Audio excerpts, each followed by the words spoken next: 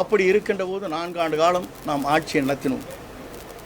நடத்தியதற்கு பிறகு தேர்தல் களத்தில் எந்த தேர்தல் களத்திலும் ஒரு பொறுப்பேற்று வெற்றி என்ற இலக்கை எட்ட இயலாத சூழ்நிலை ஏற்பட்டதன் அடிப்படையிலே தான் 2024க்கு பிறகு நாடாளுமன்ற தேர்தல் முடிவுக்கு பிறகு நாம் என்ன செய்ய வேண்டும் என்பதை அறிந்து வெளியே சென்றவர்கள் மனவேதனையோடு தங்கள் பணிகளை ஆற்றாமல் துயரத்தோடு இருக்கின்ற அனைவரையும் ஒருங்கிணைக்க வேண்டும் என்ற நோக்கத்தோடு தான் 6 பேர்கள் சென்று அவரிடத்தில் இந்த கருத்துக்களை நாங்கள் வெளிப்படுத்தினோம்.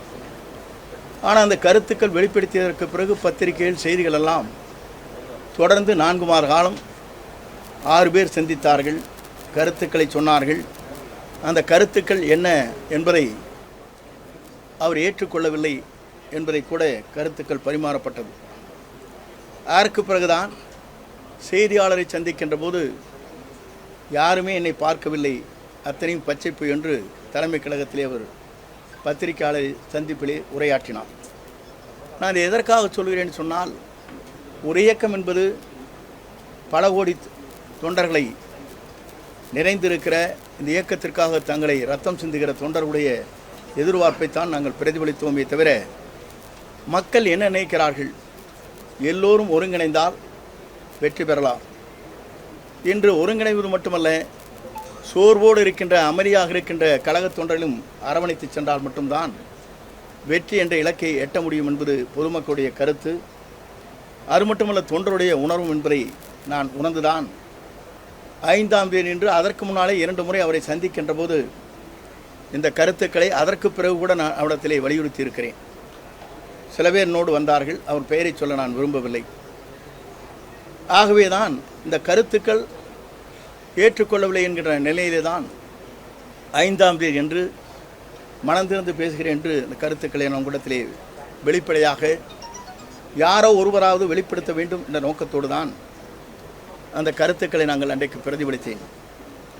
ஏன் அதை பிரதிபலித்தேன் என்று சொன்னால், எல்லோரும் சொல்வார்கள் 2026க்கு பிறகு நாம் ஏதாவது இயக்கத்திலே வெற்றி பெற இயலவில்லை என்றால் அதற்கு யார் காரணம், ஏன் நீங்கள் சொல்லவில்லை என்ற ஒரு கருத்து பரிமாறப்படும் என்ற நோக்கத்தோடு தான் வெற்றி என்ற இலக்கை எட்ட வேண்டும் என்ற நோக்கத்தோடு அந்த கருத்துக்களை நாங்கள் அன்றைக்கு பரிமாறினோம்.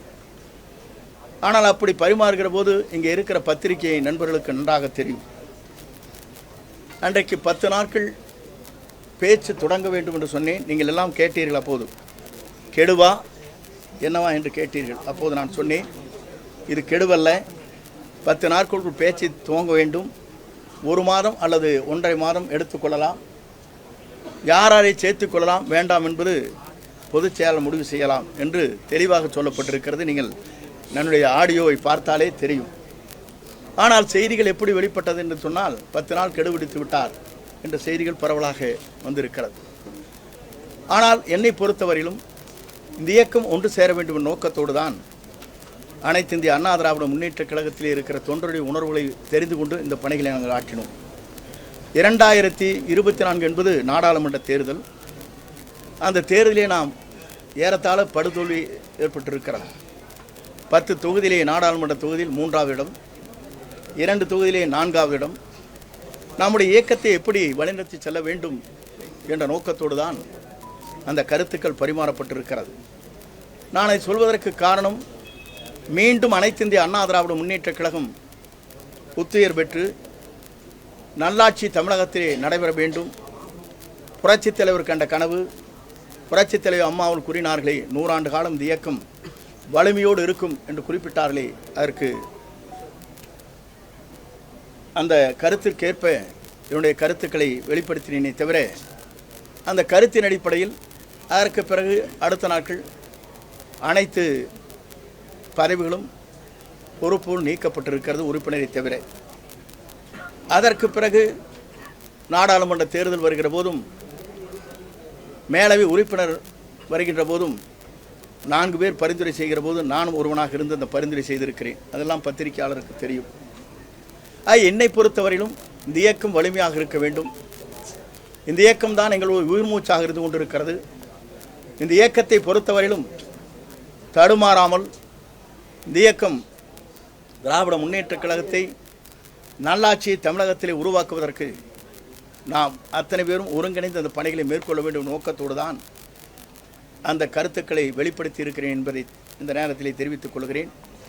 பிளே ஸ்டோர் மற்றும் ஆப் ஸ்டோரில் இருந்து பாலிமர் செயலியை QR கோடு மூலம் பதிவிறக்கம் செய்யுங்கள். செய்திகளை உடனுக்குடன் பெறுங்கள்.